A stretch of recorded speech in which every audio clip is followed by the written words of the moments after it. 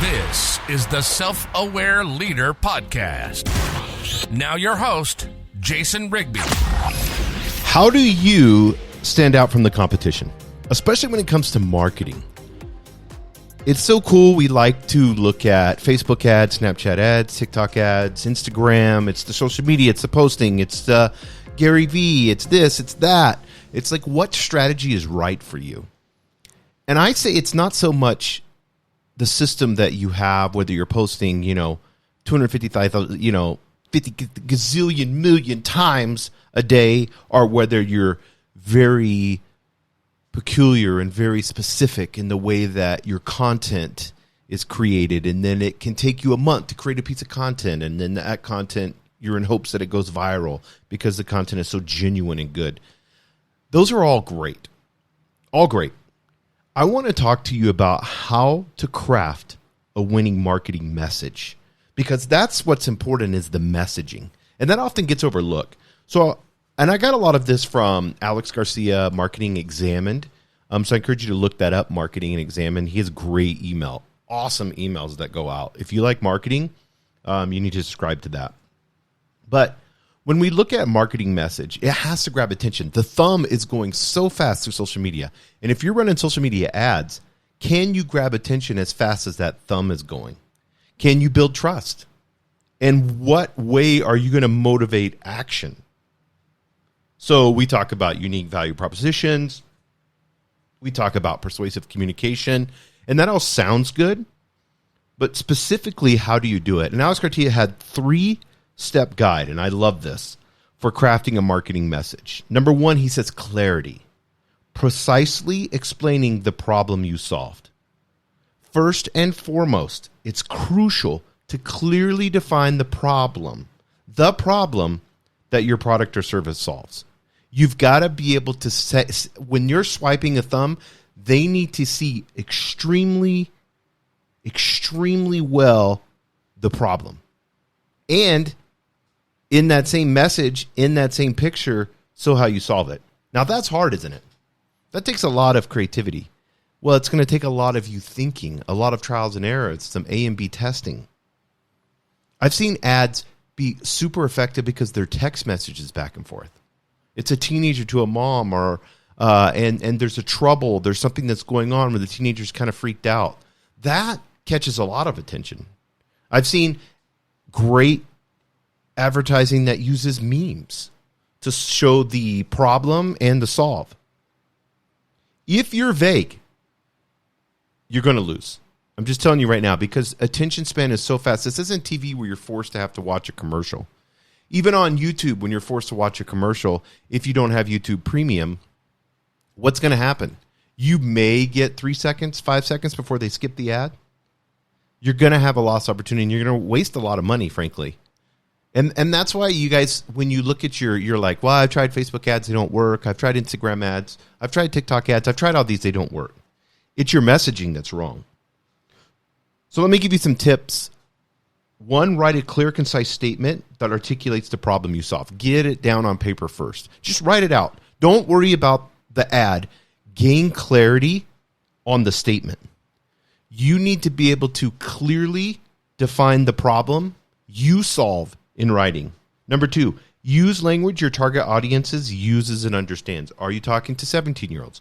Are you talking to 60-year-olds? Who's your audience? Who's your target audience? And if you're like, I had one client once, and they were like, well, we just want to hit everybody in the local community. And I'm like, well, in the local community, there's 3 million people. You don't have, an $8, $9, $10 million ad budget every month, do you? Oh, of course not. That's ridiculous. That's not even our gross profit for blah, blah, blah. Well, okay, now we need to, out of the 3 million, who do you specifically want to talk to? So you need to have a target audiences that would use your product and understand your product once they understand the problem and the solve. Number 3, test your problem statement on people outside of your industry. So it's clear to them. If they're unfamiliar with your space, but they get your ad and your wording, that's a bonus. Do that. You know what I do? I have Starbucks gift cards, and I will literally be like, hey, teenager, can you get you and your friends together? Or, hey, college kid, or friends of the family. I do a lot of this. I'm like, hey, can you get like 4 or 5 of your friends together? Can we all go to lunch and just sit around a table, and we're going to do this. It's going to be about 30, 45 minutes, and I'm going to give $20 Starbucks gift cards, 5 $20 gift cards and some lunch. And do you know how good of information I get from teenagers or college kids about social media and about ads and what's wrong? And I can present some clarity to them in the sense of, here's my messaging, here's what it looks like. They will go ruthless on me because I ask them to. And I have revolutionized the way that I do ads based off of talking to teenagers and college kids. I'm telling you, it's a great way to do it. You need to have people that are unfamiliar in your industry because you're biased. You've gone to the conferences, you're an expert, so it's easy for you to catch on to the language. And you're going to use that language. But if it's clear to somebody that's unfamiliar into your industry, in your space, guess what's going to happen? It's going to be ultra clear to those in your space. It's going to be easy for them in that quick second to stop their thumb and click on your ad. I'll give you an example. Instead of offering comprehensive financial planning tools, say we help young families create a secure financial future without the stress of complex planning. So we offer comprehensive financial planning tools. That sounds so generic. But when I say we help young families create a secure financial future without the stress of complex planning, now I'm being super specific. So number 1 is clarity, precisely explaining the problem you solve. Number 2, context, supporting your value proposition with unique selling points. So now that we've defined the problem, it's time to convincingly communicate why your solution is the best choice. Why your solution is the best choice. This is where your unique selling points, USPs, come into play. USPs are specific, tangible benefits that set you apart from your competitors. You need to know that. If you don't know that, and you can't use, well, we've been here since 1918. We're family owned. That's great. It's great to show that you're part of the community, and that can be a part of your branding. But when you're talking about unique selling points, what would that be about? What are those? Well, let me give you some tips. List 3 to 5 unique selling points that are both relevant to the problem you've identified and distinct from what your competitors offer. Let me say that again. List 3 to 5 unique selling points that are both relevant to the problem you've identified and distinct from what your competitors offer. Use data, testimonials, or specific examples to support each USP. And then keep these points focused and concise. This is where ChatGPT will help you. Once you can get this down, get them to ask ChatGPT, get these points focused and concise. This is a selling ask ChatGPT a question. Do you know what a USP is? Pretend that you're a marketing expert. This is what you ask ChatGPT. Pretend that you're a marketing expert, and I need these USPs. Here's some examples. Here's what I've written down. You can talk like that to ChatGPT. Keep these points focused and concise. Let me give you an example. Our tool simplifies financial planning through easy-to-use templates, providing real-time budget tracking, and offers personalized advice from certified financial advisors. Okay, our tool simplifies financial planning through easy-to-use templates. That's so specific. Provides real-time budget tracking and offers personalized advice from certified financial advisors. That's telling you exactly what that software is doing, isn't it? How it works, what it's doing, and it's unique from its competitors because we have this value proposition, this, and this. Now, step 3 is creative. Helping the visitor, keyword visitor, they're not a customer or client yet, they're just visiting. Helping the visitor visualize you solving the problem. This is so important, guys. Churches are in decline, and whether you're religious or not, it does not matter. And a lot of it is due, and this sounds like blasphemy to some people, a lot of it is due to their marketing messaging.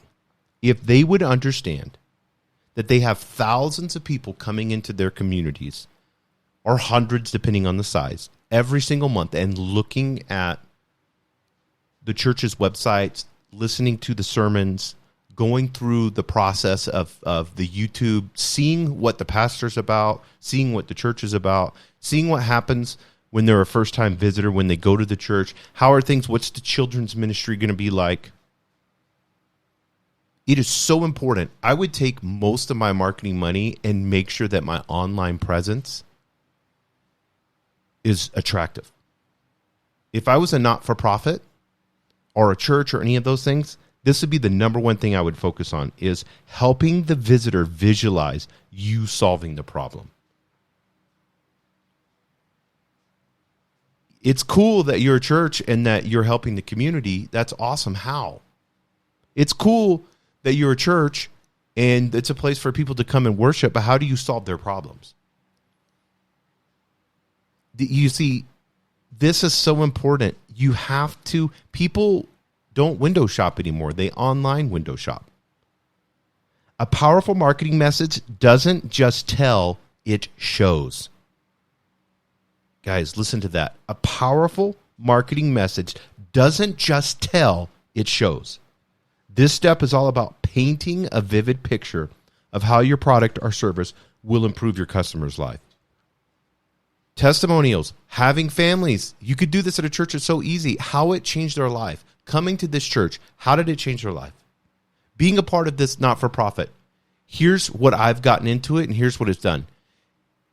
Having a single mom talk about putting her kids in childcare and being able to trust the church. And I was scared and nervous in the process. Make a vivid picture. It has to be vivid.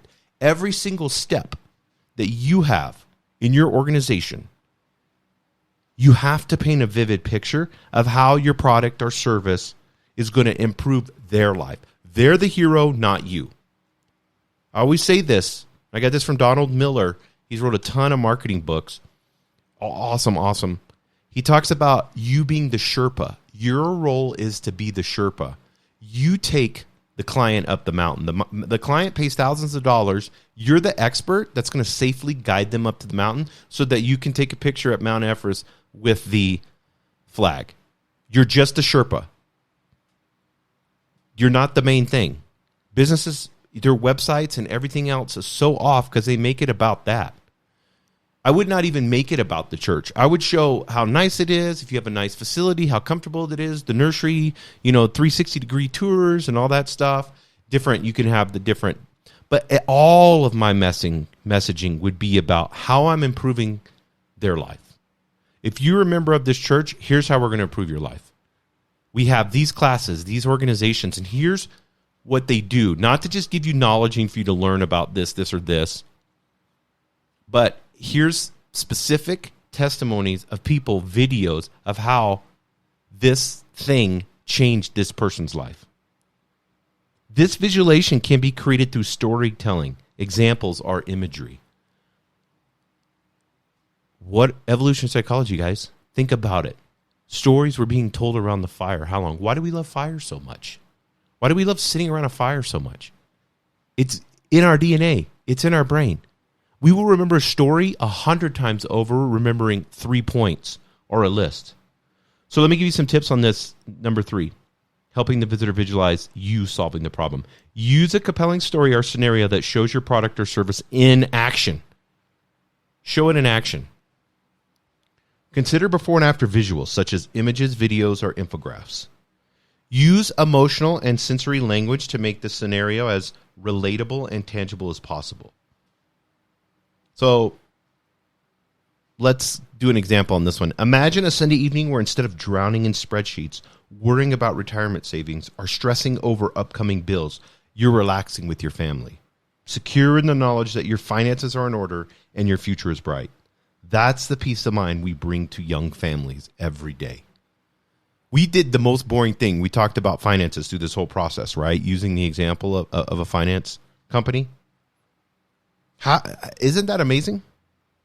You're thinking a Sunday evening, sitting there, you're tired, and now you're having to sit on the computer and do the bills and figure out finances. And you got these spreadsheets that you tried to make on Excel, and they're kind of half-assed, or you downloaded some template somewhere. Don't worry about that. Let us handle it.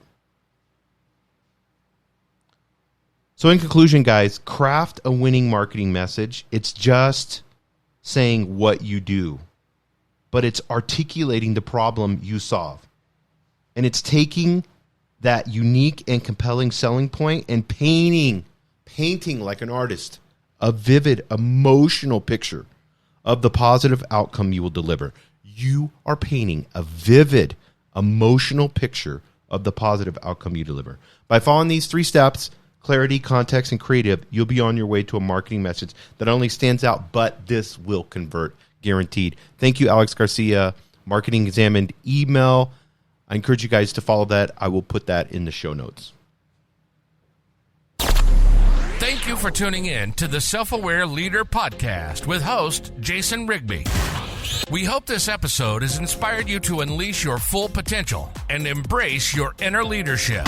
By expanding your consciousness, you can transform your mind, body, and soul and become the remarkable leader you were always meant to be. If you found this episode valuable, please share it with your loved ones and help us expand our community. Thank you for listening, and we look forward to having you join us again on the Self-Aware Leader Podcast.